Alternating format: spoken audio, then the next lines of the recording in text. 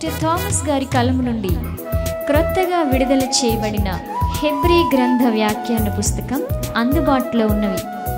ఈ పుస్తకం కావలసిన వారు 200 రూపాయలు రుసుము చెల్లించి పొందగలరు. కొరియర్ లేదా పోస్టల్ రుసుము ఉచితం. సంప్రదించుటకు మా ఫోన్ నంబర్స్ 9494940072 మరియు 9494940073. విజయవాడలో దహించు అగ్ని ఆశీర్వాద అభిషేక కూడిక జూన్ 2వ తేదీన ఉదయం 10 గంటల నుండి ప్రారంభించబడును. స్థలం చాంద్ కళ్యాణ మండపం, రైల్వే స్టేషన్ దగ్గర, పూర్ణానందపేట, విజయవాడ. మరిన్ని వివరాలకు 9032224646 మరియు 9032224747. ఇది కుటుంబ ఆశీర్వాద కూడిక. ఇక్కడ మేము మా కుటుంబాలను కట్టుకున్నాం. మరి మీరు? అయితే ప్రతి శుక్రవారం రాజమహేంద్రవరంలో జరిగే ఈ కుటుంబ ఆశీర్వాద కూడికలో పాల్గొనండి. ఈ కూడిక జరుగు స్థలం దహించు అగ్ని ఆడిటోరియం, నటరాజ్ థియేటర్, రాజమహేంద్రవరం. సికింద్రాబాద్ లో దహించు అగ్ని అద్భుత అసాధారణ కూడిక ప్రతి శనివారం సాయంత్రం 5 గంటల నుండి ప్రారంభించబడును. స్థలం SPG church ground, alpha hotel వెనుక, సికింద్రాబాద్. మరిన్ని వివరాలకు 9494940074 మరియు 75.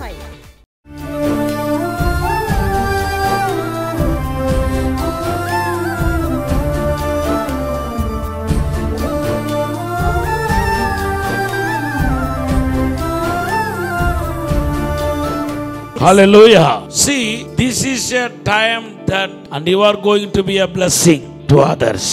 నిన్ను దేవుడు ఆశీర్వదించి నీ కుటుంబానికి దేవుడు ఆశీర్వాదకరంగా చేయబోతున్నాడు. దావీదుకి ఇవ్వబడిన వాగ్దానాన్ని చూడండి. నిన్ను ఐశ్వర్యంతుడిగా చేస్తాడు. అది తన వ్యక్తిగత ఆశీర్వాదం. దావీదు యొక్క వ్యక్తిగత ఆశీర్వాదం. నిన్ను ఐశ్వర్యంతుడిగా. It is a individual blessings. I will make you as rich. It's a individual blessings. రాజు తన కుమార్తెని ఇచ్చి నీకు వివాహం చేస్తాడు. I means you will enter into the royal family. రాజరిక కుటుంబంలో ప్రవేశిస్తావు. రాజరిక జీవితంలోనికి ప్రవేశిస్తావు. గట్టిగా ఒక హల్లెలూయా చెప్పండి. It is also our promise. మనకు దేవుడు ఇచ్చిన వాగ్దానం ఏంటి? యేసు రక్తంలో కడగబడిన మనందరికి దేవుడు ఇచ్చిన వాగ్దానం ఏంటి? ప్రకటన గ్రంథం 1వ అధ్యాయం 5-6వ వచనం, పేతురు రాసిన మొదటి పత్రిక 2వ అధ్యాయం 9వ వచనంలో దేవుడు ఇచ్చిన వాగ్దానం ఏంటంటే మనలను దేవుడు రాజులుగా చేస్తాడంట. Now not at David was not king. He not at a king. ఆయన ఇంకా రాజు కాలేదు. కానీ రాజు అవ్వాలంటే గోలియాతును చంపాలి. గోలియాతు ఒక క్రియను లయపరచాలి. ఏ రోజైతే గోలియాతు క్రియను లయపరుస్తున్నాడో అప్పుడు తన వ్యక్తిగతంగా ఆశ్రయించబడతాడు. రాజరికంలో ప్రవేశిస్తాడు. రాజరికంలో ప్రవేశించడం దేన్ని చూపిస్తుంది? Promise of God fulfilment. Promise of God will fulfil in your life. You have to listen the God's counsel. నువ్వు దేవుని యొక్క వాగ్దానం శ్రద్ధగా వినాలి. దేవుని యొక్క వాగ్దానం ఇది ఒకటే కాదు, చాలా వాగ్దానాలు ఉన్నాయి. ఇవి నీ జీవితంలో నెరవేర్చబడాలంటే, వాగ్దానాలన్నీ నెరవేర్చబడాలంటే నువ్వు ఏం చేయాలంటే మొదటిగా నీకు ఇవ్వబడిన అసైన్మెంట్ ఏంటంటే గోలియాతు క్రియలను లయపరచాలి. నా బిడ్డనిచ్చి నీకు వివాహం చేస్తానని రాజు అయిన సౌలు చెప్పటం యొక్క ఆంతర్యం ఏంటంటే, దాని యొక్క స్పిరిచువల్ మీనింగ్ ఏంటంటే దేవుని యొక్క వాగ్దానం నెరవేర్చటమే దాని యొక్క 2వ భాగం యొక్క అర్థం. మనల్ని దేవుడు రాజులుగా చేస్తున్నాడు. యేసు రక్తంలో కడగబడిన మనం అందరూ రాజులుగా చేస్తున్నాడు. ఈ వాగ్దానం నెరవేరాలంటే మనము కూడా దావీదులాగా గోలియాతు ఒక క్రియను లయపరిచేవారుగా ఉండాలి.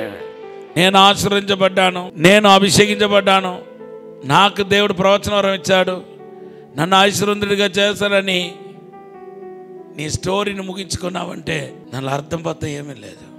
నీ తండ్రి ఇంటికి ఆశీర్వాదం అవ్వాలి. You have to blessing to your own family, own country, own village, your own family, నీ సొంత కుటుంబానికి, నీ సొంత ఇంటికి, నీ పుట్టింటికి నువ్వు ఆశీర్వాదం అవ్వాలి. నీ గ్రామానికి నువ్వు ఆశీర్వాదం అవ్వాలి. నీ దేశానికి నువ్వు ఆశీర్వాదం అవ్వాలి. గోలియాతును లయపరిచేవాడికి 3 వాగ్దానాలు చేశాడు.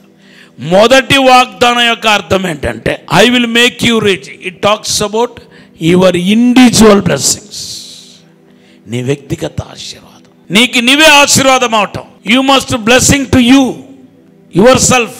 నీకు నీవే మొదటిగా ఆశీర్వాదం అవ్వాలి. నీ లైఫ్ నీకే ఆశీర్వాదం అవ్వాలి. నీ స్థితిగతులు మార్చే వాగ్దానం అది. నీ యొక్క స్థితిగతులు మార్చే వాగ్దానం అది. నీ యొక్క ప్రవక్తను, నీ యొక్క లైఫ్ స్టైల్ మార్చే వాగ్దానం. రెండోది ఏమన్నానంటే ప్రామిస్. మనల్ని రాజులుగా చేస్తాడని ప్రభు ఎప్పుడో వాగ్దానం చేస్తాడు. ఆ వాగ్దానం నెరవేర్చడం. రెండోది ఒక నా కుమార్తెనిచ్చి నీకు వివాహం చేస్తాననే మాటకు అర్థం ఏంటంటే fulfilment of the prophecy, fulfilment of the promises. వాగ్దాన నెరవేర్పు, ప్రవచన నెరవేర్పు. మూడోది వాగ్దానం, సౌలు చేసిన మూడోది వాగ్దానం, నీ తండ్రి ఇంటిన వారిని ఈ దేశంలో స్వతంత్రులుగా చేస్తానని చెప్పటం.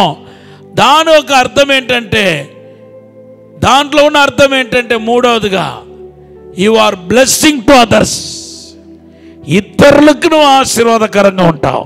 ఈ 3 వాగ్దాన నెరవేర్పుకు మొదటిగా ఇండివిజువల్ బ్లెస్సింగ్స్, రెండోది వాగ్దాన నెరవేర్పు, మూడోది అంటే ఇతరులకు ఆశీర్వాదకరంగా ఉండటం. ఈ 3 నీ జీవితంలో నెరవేర్చబడటానికి దేవుడు నీ ముందు పెట్టే కండిషన్ ఏంటంటే be ready to destroy the work of Goliath. గోలియాతు యొక్క క్రియలను లయపరచగలిగితే, గోలియాతు యొక్క క్రియలు అనగా సాతాను యొక్క క్రియ లయపరచగలిగితే, ఈవిల్ చెడును లయపరచగలిగితే, హల్లెలూయా, శాపనాతమైన ఆ గోలియాతు జీవితాన్ని సంపూర్ణంగా లయపరచగలిగితే ఈ 3 వాగ్దానాలు నెరవేర్చబడతాయి. ఈ 3 విశేషమైన ప్రవచన మాటలు నెరవేర్చబడతాయి. దానికి మీరు ఏం చేయాలి? మొదటి సామెల గ్రంథం 17వ అధ్యాయం 38, 39 వచనాలు చదవండి. పిమ్మట సౌలు తన యుద్ధ వస్త్రములను దావీదుకు ధరింపచేసి రాగి శిరస్త్రాణమొకటి అతనికి కట్టి యుద్ధ కవచము తొడిగించెను.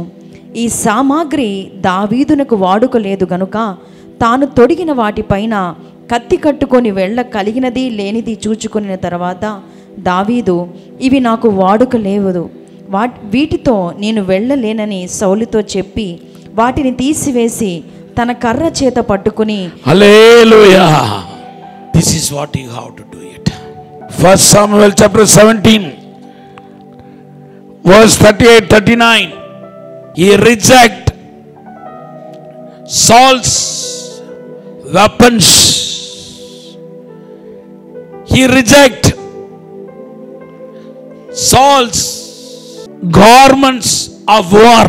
యుద్ధ వస్త్రాన్ని ఒకవైపు పక్కన పడేస్తున్నాడు, సౌలుకు ఆయుధాలను పక్కన పెడుతున్నాడు, తన చేతికర్రతో ముందుకెళ్తున్నాడు. ఇదే మీరు చేయాలి. ఈ వాక్యంలో నా ఆంతర్యం ఏంటి? Why David rejected the king's garments and weapons. ఎందుకు రాజుగారి యొక్క వస్త్రాన్ని, ఆయన ముఖ్యంగా ఆయన ఆయుధాలను వదిలేశాడు? ఇదే ఒక పెద్ద డ్రాబ్యాక్. దేవుని నామానికి స్తోత్రం చెప్పండి. ఒక ముఖ్యమంత్రి గారు పిలిపించి సన్మానిస్తానంటూ తన వస్తువులు మీకు ఇస్తే ఎవరు వద్దంటారు చెప్పండి? కానీ దావీదు వద్దన్నాడు. ఇదే ఆయన విజయానికి రహస్యమైంది. It is a secret of his victory. ఇదే ఆయన విజయానికి గొప్ప రహస్యం. ఎందుకు వద్దన్నాడు? ఈ విషయం మీరు తెలుసుకోవాలంటే మొదటి సామెల గ్రంథం 13:5 చదవండి. 13:5. ఫిలిస్తీయులు read it, 1 Samuel chapter 13 verse 5. ఫిలిస్తీయులు ఇజ్రాయిలులతో యుద్ధము చేయుటకై 30,000 రథములను 6,000 గుర్రపు రౌతులను సముద్రపు ధర నుండి ఇసుక రేణువులంతా విస్తారమైన జన సమూహమును సమకూర్చుకొని వచ్చిరి. వీరు బయలుదేరి బేతేవేను తూర్పు దిక్కున మిక్మషులో దిగిరి. ఇజ్రాయిలీలు దిగులు పడుచు వచ్చి తాము ఇరుకులోనున్నట్టు తెలుసుకుని గుహలలోనూ పొదల్లోనూ మెట్టలలోనూ ఉన్నత స్థలముల్లోనూ కూపములోనూ దాగిరి. కొందరు హెబ్రీయులు యోర్దాను నది దాటి గాదు దేశమునకు గిలాతునకు వెళ్ళిపోయిరి గాని సౌలును ఇంకను గిల్గాలులోనే ఉండెను. జనులందరూ భయపడుచు అతన్ని వెంబడించిరి. హల్లెలూయా. ఫిలిస్తీయులు యుద్ధం చేసినప్పుడు ఏం చేస్తారంటే, ఈ బ్లాక్ స్మిత్ ఆయుధాలు తయారు చేసేవారు. ఇజ్రాయెల్ దేశంలో ఆయుధాలు తయారు చేసేవారిని, తర్వాత ఐరన్ ఏదైతే ఉందో, ఆయుధాలు తయారు చేయడానికి ఐరన్ ఏదైతే ఉందో అది మొత్తం పట్టుకుని వెళ్ళిపోయారు వాళ్ళ దేశానికి. కంసాలి వారిని ఏం చేస్తారంటే ఒక్కడు కూడా లేకుండా వాళ్ళందరినీ ఫిలిస్తీయులు ఏం చేస్తారంటే వాళ్ళ దేశానికి తీసుకెళ్ళిపోయారు. ఇప్పుడు కంసాలి అన్న వాళ్ళు ఇశ్రాయేల్ దేశంలో లేడు. ఇప్పుడు మరి సౌలుకు ఆయుధాలు ఎక్కడి నుంచి వచ్చాయి? ఇప్పుడు దావీదుకి ఖడ్గం ఇచ్చాడు కదా, ఇచ్చాడా లేదా? తన ఖడ్గాన్ని ఇచ్చాడు, ఇంకా తన ఆయుధాలు ఇచ్చాడు. ఇవన్నీ ఎక్కడి నుంచి వచ్చింది? ఆనాటి నుండి ఇశ్రాయేలు ప్రజలకు కావాల్సిన ఆయుధాలన్నీ ఎక్కడెళ్ళి కొనుక్కొని రావాల్సి వచ్చిందంటే ఫిలిస్తీయుల దగ్గరికి వెళ్ళి కొనుక్కొని రావాల్సి వచ్చింది. ఇప్పుడు దావీదు ఎందుకు వద్దంటున్నాడంటే, ఇది ఎవరు తయారు చేసింది? ఇది ఫిలిస్తీయులు తయారు చేసింది. ఈ అవిశ్వాసితో నాకు సంబంధం వద్దు. గట్టిగా ఒక హల్లెలూయా చెప్పండి. ఇది నా శత్రువులు ఫిలిస్తీయులు తయారు చేసింది. సౌలుకు దీని మీద పెద్ద పట్టింపు లేదు. ఎవరు తయారు చేస్తే ఏంటి, నా ఒంటి మీద తొడుక్కుంటే చాలనుకుంటున్నాడు. కానీ దీన్ని ఇటువంటి విషయాల్లో ఎవరికి పట్టింపు ఉందంటే భక్తి వైరాగ్యం.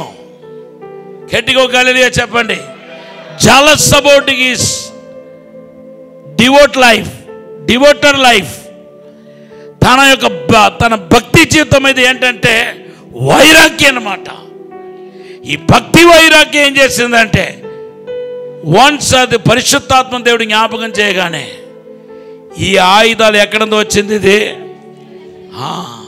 శత్రువుల దగ్గర నుంచి వచ్చింది. ఇప్పుడు నా దగ్గర ఉన్న కత్తి ఒకటే, గోలియాతు దగ్గర ఉన్న కత్తి ఒకటే.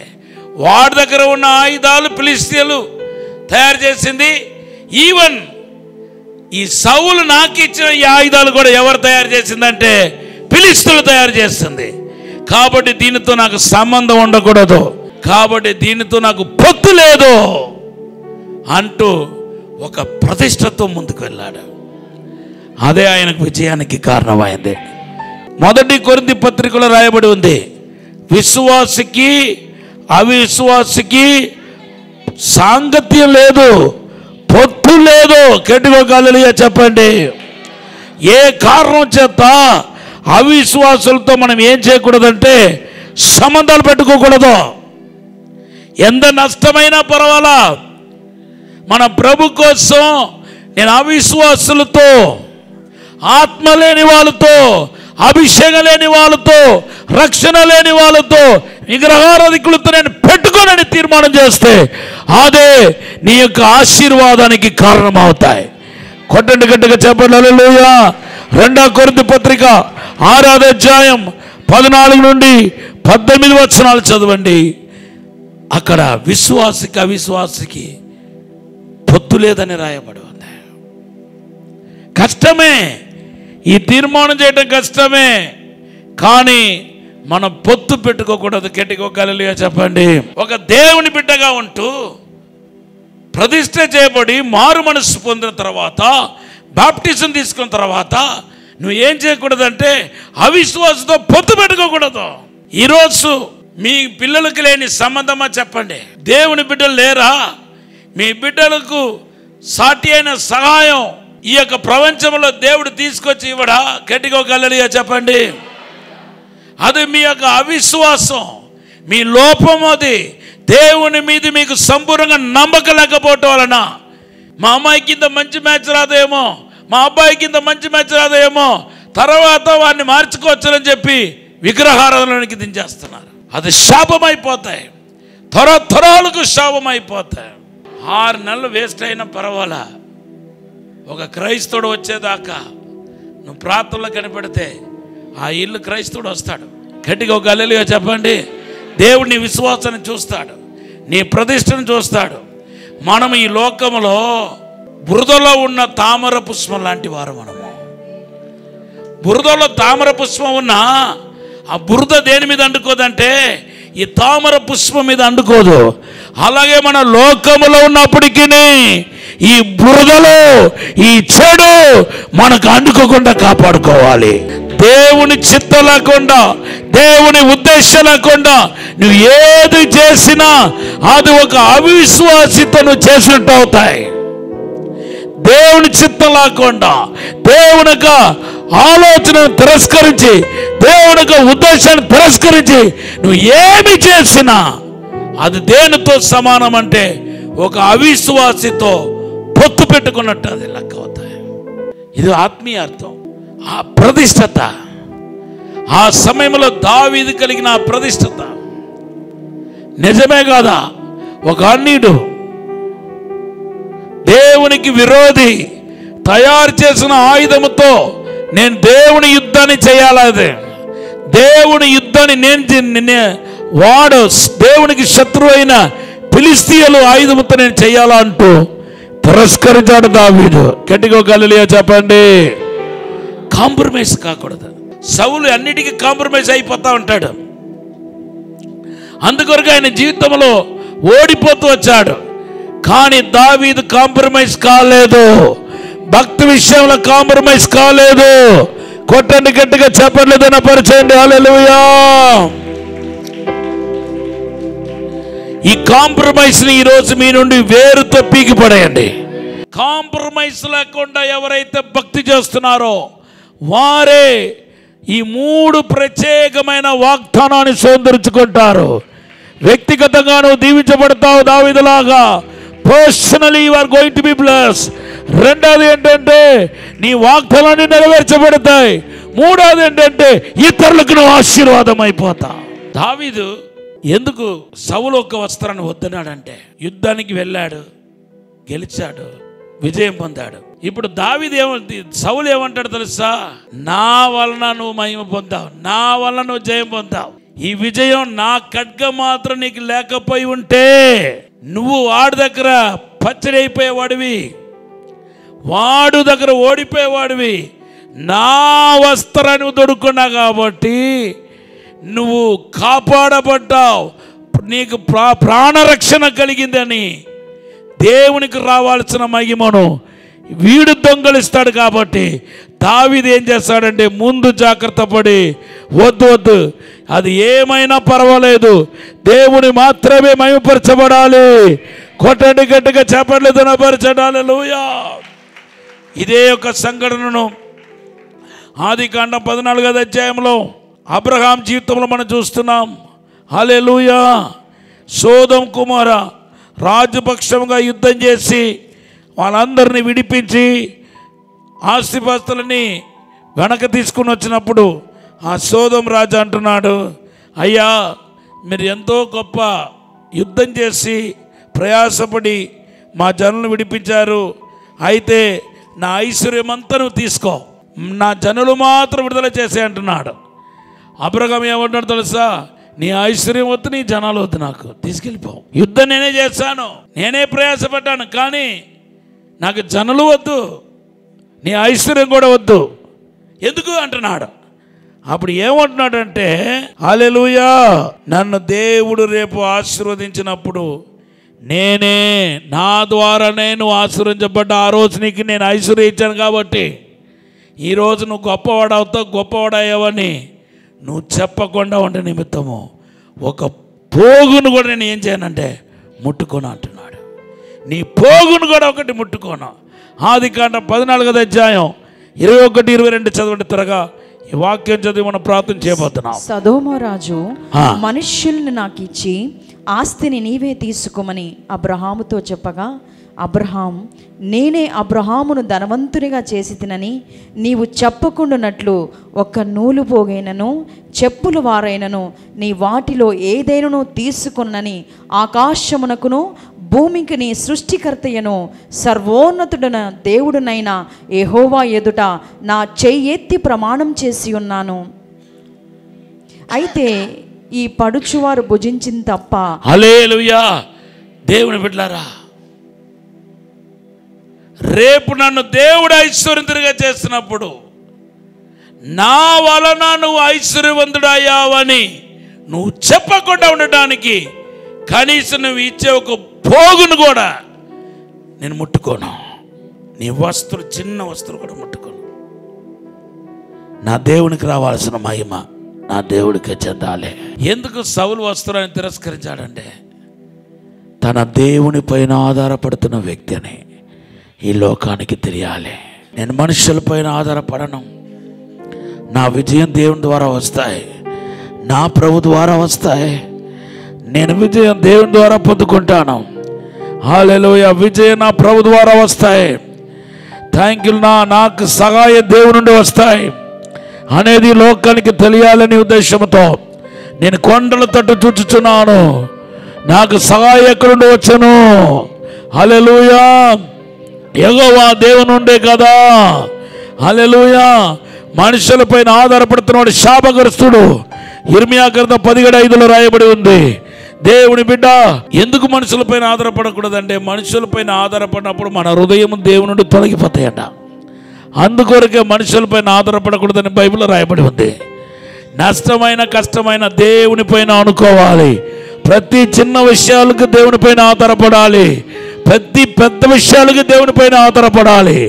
కొంతమంది ఏమో పెద్ద విషయాలకు దేవుని పైన ఆధారపడతారు, చిన్న విషయాలు వాళ్ళకు వాళ్ళే చేసుకుని పోతారు. కొంతమంది ఏమో చిన్న చిన్న విషయాలకు దేవుని పైన ఆధారపడతారు, పెద్ద ఇష్యూ వచ్చినప్పుడేమో వాళ్ళకి వాళ్ళే చేసుకుని వెళ్ళిపోతారు. రెండు తప్పే. మనము చిన్న విషయాలకి దేవుని పైన ఆధారపడాలి, పెద్ద విషయాలకు కూడా దేవుని పైన ఆధారపడాలి. అలా ఆధారపడితే నువ్వు ఆశీర్వదించబడతావు. తర్వాత దేవుని బిడ్డ ఇతరులకు నువ్వు ఆశీర్వాదం అవుతావు. గట్టిగా హల్లెలూయా చెప్పండి. హల్లెలూయా. ఇతరులకు నువ్వు ఆశీర్వాదం అవుతావు, నీ కుటుంబానికి ఆశీర్వాదం అవుతావు. మూడవదిగా నీ వాగ్దానాలన్నీ నెరవేర్చబడతాయి, ప్రామిస్ అన్నీ నెరవేర్చబడతాయి. నిన్ను రాజులుగా చేస్తుంటే రాజులుగా చేస్తాడు. మనుషులు కాదు నీకు సహాయం చేసేది, దేవుడే నీకు సహాయం చేస్తాడు. దేవుడే ఇచ్చేస్తాడు, దేవుడే నీకు మేలు చేస్తాడు, దేవుడే వర్ధలు చేస్తాడు, దేవుడే నీకు శక్తి ఇస్తాడు. నీ కుటుంబంలో నీ పిల్లల విషయంలో పూర్తి పూజని దేవుడే తీసుకోబోతున్నాడు. దేవుని వల్లనే నువ్వు దీవించబడతావు, దేవుని వల్లనే నువ్వు మేలు పొందుకోబోతున్నావు. చిన్న ప్రార్థన చేస్తాను.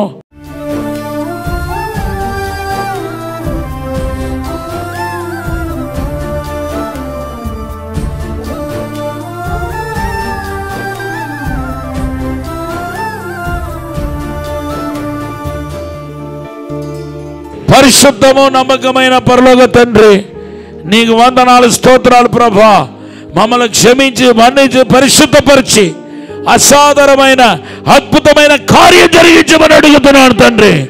దావీదు లాంటి ఆశీర్వాదం నీ బిడ్డలకు కలుగునగాక, కుటుంబానికి కలుగునగాక, ఈ ప్రేయర్కి వచ్చిన ప్రతి ఒక్కరికి కలుగునగాక. యేసు నామములో ఆశీర్వదిస్తున్నాను, యేసు నామములో విడుదల కలుగునగాక అంటున్నాను. ఆశీర్వాదం వచ్చిన గాక, మిరకలు జరిగిన గాక, మీరే ఆశీర్వదించమని యేసు నామములో అడిగి వేడుకుంటున్నాము తండ్రి. ఆమేన్. డాక్టర్ థామస్ గారి కలము నుండి క్రొత్తగా విడుదల చేయబడిన హెబ్రీ గ్రంథ వ్యాఖ్యాన పుస్తకం అందుబాటులో ఉన్నవి. ఈ పుస్తకం కావలసిన వారు $200 రుసుము చెల్లించి పొందగలరు. కొరియర్ లేదా పోస్టల్ రుసుము ఉచితం. సంప్రదించుటకు మా ఫోన్ నంబర్స్ 9494940072 మరియు 9494940073. విజయవాడలో దహించు అగ్ని ఆశీర్వాద అభిషేక కూడిక జూన్ 2వ తేదీన ఉదయం 10 గంటల నుండి ప్రారంభించబడును. స్థలం చాంద్ కళ్యాణ మండపం, రైల్వే స్టేషన్ దగ్గర, పూర్ణానందపేట, విజయవాడ. మరిన్ని వివరాలకు 9032224646 మరియు 9032224747. ఇది కుటుంబ ఆశీర్వాద కూడిక. ఇక్కడ మేము మా కుటుంబాలను కట్టుకున్నాం. మరి మీరు? అయితే ప్రతి శుక్రవారం రాజమహేంద్రవరంలో జరిగే ఈ కుటుంబ ఆశీర్వాద కూడికలో పాల్గొనండి. ఈ కూడిక జరుగు స్థలం దహించు అగ్ని ఆడిటోరియం, నటరాజ్ థియేటర్, రాజమహేంద్రవరం. సికింద్రాబాద్ లో దహించు అగ్ని అద్భుత అసాధారణ కూడిక ప్రతి శనివారం సాయంత్రం 5 గంటల నుండి ప్రారంభించబడును. స్థలం SPG church ground, alpha hotel వెనుక, సికింద్రాబాద్. మరిన్ని వివరాలకు 9494940074 మరియు 75.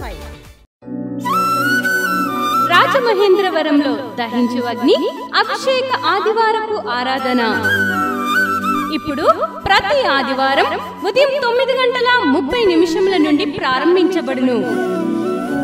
తప్పక పాలు పొందండి, దైవిక ఆశీర్వాదం పొందండి. స్థలం దహించు అగ్ని ఆడిటోరియం, నటరాజ్ థియేటర్, రాజమహేంద్రవరం. మీ ప్రార్థన అవసరతలకు 9494940072 మరియు 73. ఈ టీవీ కార్యక్రమాన్ని చూసి ఆశీర్వదించబడినట్లయితే దహించు అగ్ని టీవీ పరిచర్యకు మరియు బ్లెస్సింగ్ ల్యాండ్ కు సహకరించండి. దహించు అగ్ని trust current account number 357222444370, State Bank of India main branch, Rajamahendravaram. My address doctor Thomas, దహించు అగ్ని మినిస్ట్రీస్, తుమ్మలోవా, రాజమహేంద్రవరం.